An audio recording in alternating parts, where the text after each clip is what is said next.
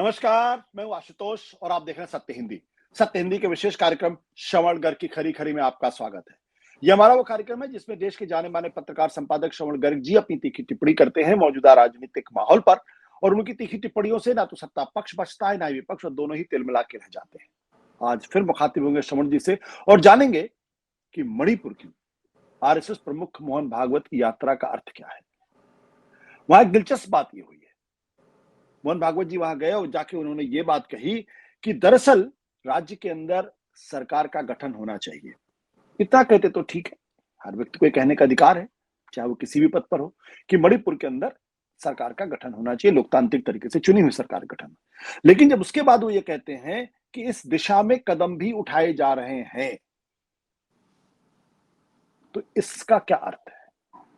इस दिशा में कदम भी उठाए जा रहे हैं, क्या उनके पास सरकार की तरफ से कोई जानकारी दी गई है? कम से कम मेरे पास तो वो जानकारी नहीं।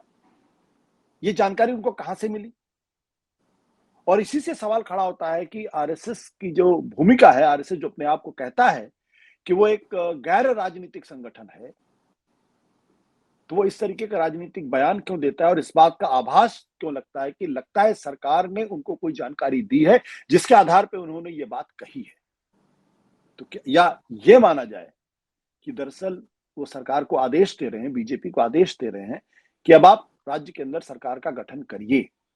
तो क्या सत्ता के दो केंद्र बनते हुए दिखाई पड़ रहे हैं? एक केंद्र वो है जिसमें प्रधानमंत्री नरेंद्र मोदी दिखाई पड़ते हैं, दूसरी तरफ मोहन भागवत जी दिखाई पड़ते हैं। ये कुछ ऐसे कठिन सवाल हैं, कुछ उलझे हुए सवाल हैं, कुछ जटिल सवाल हैं, जिसका जवाब खोजना बहुत जरूरी है। तो श्रवण जी से आज जानेंगे कि दरअसल ये जो सवाल है ये कितने जटिल हैं, कितने उलझे हुए हैं और कैसे हैं ये। जी सर। नहीं, सवाल बहुत जटिल हैं, बहुत उलझे हुए भी हैं और उनका हल मोहन भागवत खुद ही बताएं तो बेहतर है, हम क्या बता सकते हैं। देखिए, वो कल मई 2023 में वहाँ दंगे हुए, तनाव पैदा हुआ, उसके बाद पहली बार भागवत साहब अभी कल वहाँ थे और उसके पहले 2 महीने पहले पहली बार दंगों के बाद प्रधानमंत्री वहां गए थे। ये मतलब इसका कॉन्टेक्स्ट है। और दूसरा कॉन्टेक्स्ट ये है कि भागवत साहब ने वहां जो कहा मणिपुर में, वो इम्पोर्टेंट है। उन्होंने जैसे क्या कहा, आपने रिपीट भी, आपने कहा भी है। उन्होंने ये कहा है कि सरकार और पार्टी के मामले में मैं बहुत हस्तक्षेप नहीं करता, ये उन्होंने कहा। दूसरा उन्होंने ये कहा कि मणिपुर में सरकार बननी चाहिए और सरकार बनाने के प्रयास किए जा रहे हैं, ये उन्होंने कहा। अब सबको पता है, मैंने भी कहा, मई 2023 से कुकी और मैतेई, कुकी जो एक तरफ और मैतेई दूसरी तरफ, समुदायों के बीच में संघर्ष है और 260 के करीब लोग मारे जा चुके हैं। हजारों की संख्या में लोग डिस्प्लेस हो चुके हैं और फरवरी 2025 से वहां राष्ट्रपति शासन है। भागवत साहब जब वहां थे और सरकार बनाने की बात चल रही थी, कह रहे थे, तब वहां सड़कों पर संघर्ष चल रहा था। मतलब वो लोग जो वहां का टूरिज्म फेस्टिवल, संगाई फेस्टिवल करना चाहते हैं, और वो लोग जो शिविरों में रह रहे हैं, रीसेटलमेंट की बात कर रहे हैं, उनके बीच में लड़ाई चल रही थी सड़कों पर। और भागवत साहब, अब आज की तारीख में पता नहीं भागवत साहब अभी हैं कि नहीं है। भागवत साहब ने दूसरी एक और इम्पोर्टेंट बात कही। उन्होंने ये कहा कि आरएसएस को लेकर पूरे देश में, आरएसएस जो है पूरे देश में रोजाना की चर्चा का विषय बना हुआ है और अक्सर पूर्वाग्रह और दुष्प्रचार सामने आता है। अब उन्होंने प्रधानमंत्री गए थे, जैसा मैंने कहा आपको, सितंबर में, और प्रधानमंत्री ने वहां कोई ऐसी बात नहीं कही कि सरकार बनना चाहिए। उन्होंने ये भी नहीं कहा कि सरकार बनाने के प्रयास चल रहे हैं। उन्होंने केवल दो बातें कही, लोगों से शांति की अपील की और विकास के लिए कुछ योजनाएं उन्होंने कही। हमारा पूछना ये है कि क्या 2 महीने में क्या कुछ ऐसा हो गया वहां कि भागवत साहब ने ऐसा कह दिया।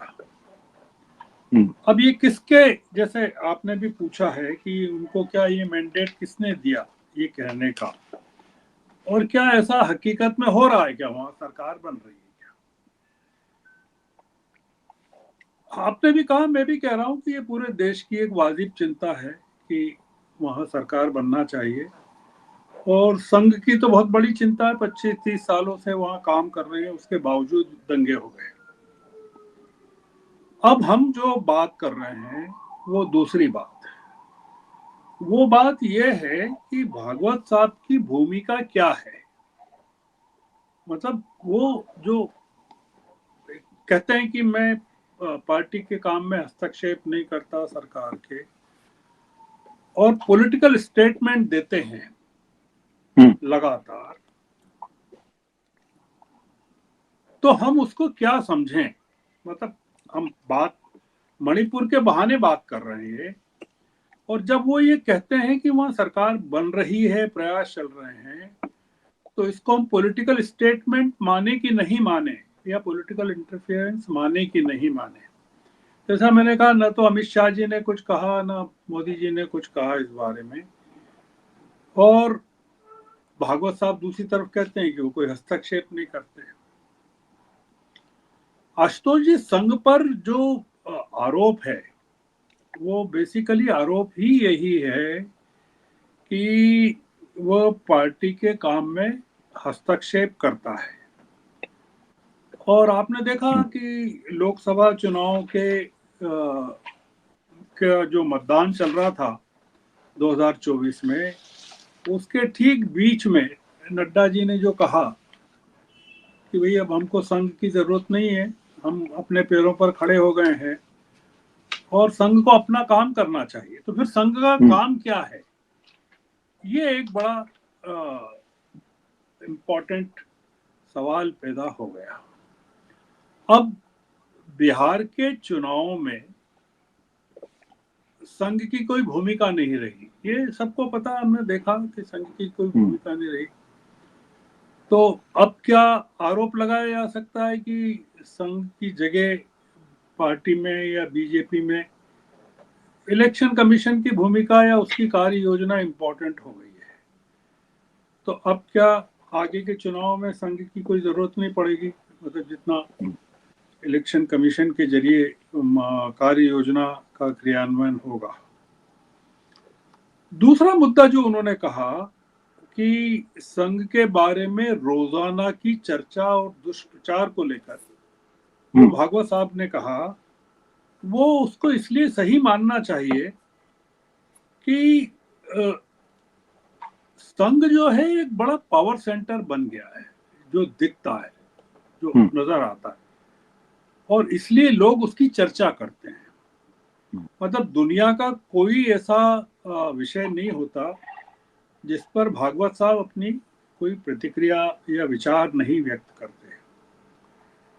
और हम जो जानते हैं कि आपने तो यही कहा, मोदी जी को पावर का सेंटर बताया, पर मैं अमित शाह जी को भी बताता हूं कि 2 पावर सेंटर्स तो ऑलरेडी हैं।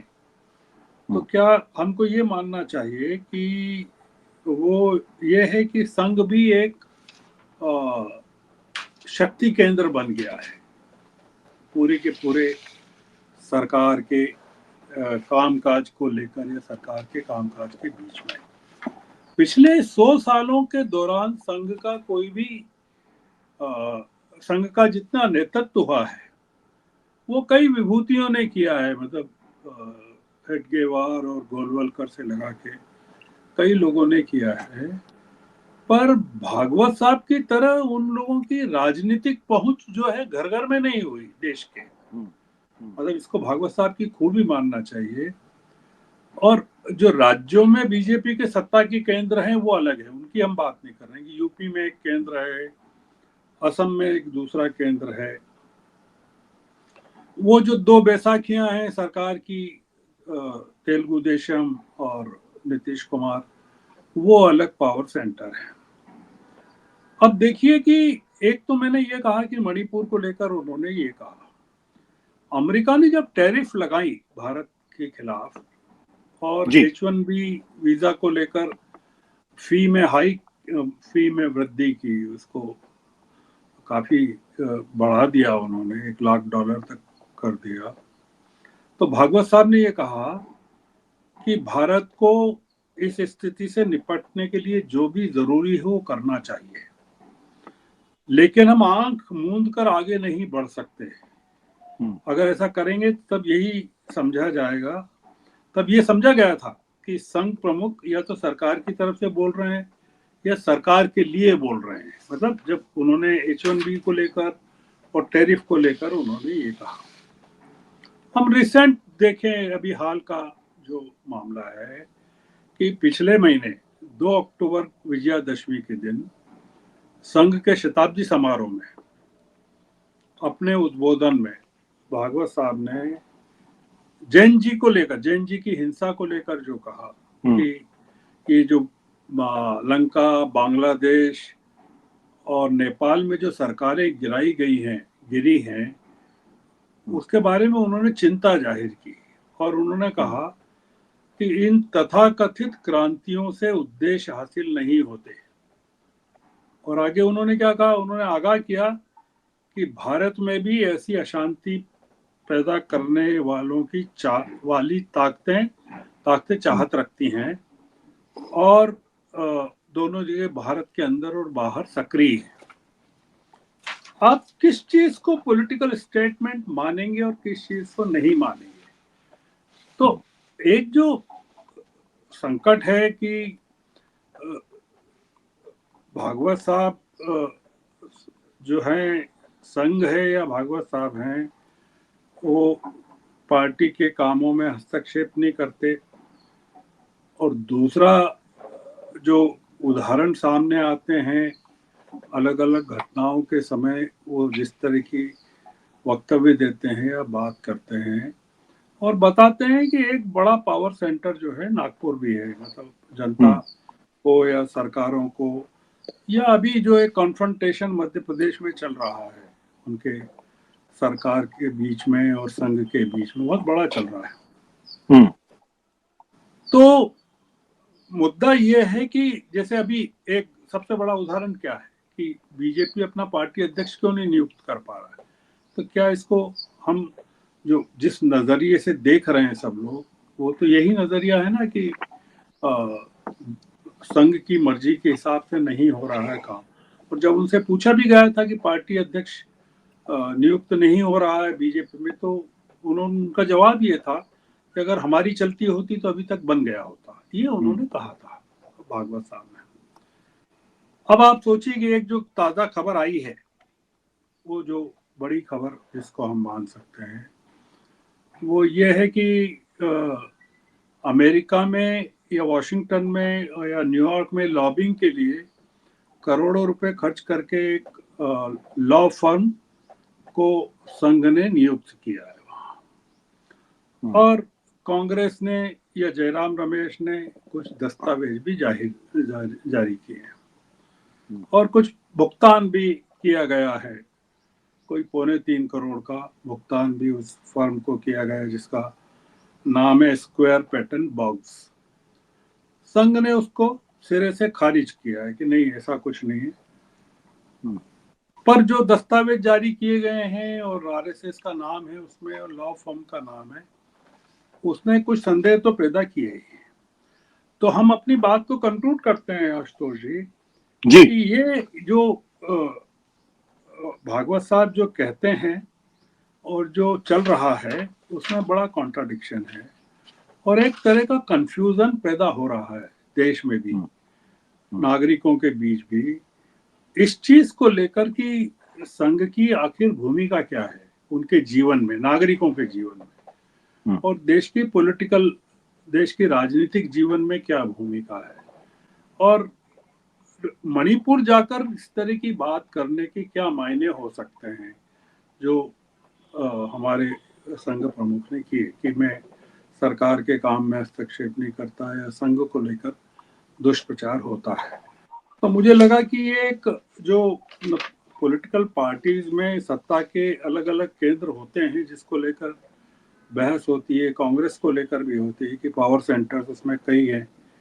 तो एक लगा मुझे कि भागवत साहब के बहाने जो एक पावर सेंटर हम संघ के रूप में देखते हैं और कॉन्ट्राडिक्शन भी देखते हैं कि संघ क्या कहता है और असल में क्या है, तो थोड़ा सा एक विषय नागरिकों के लिए या आपके सत्य हिंदी के दर्शकों के लिए चर्चा में छोड़ दिया मैंने। जी, बहुत बहुत शुक्रिया sir, thank you sir, thank you.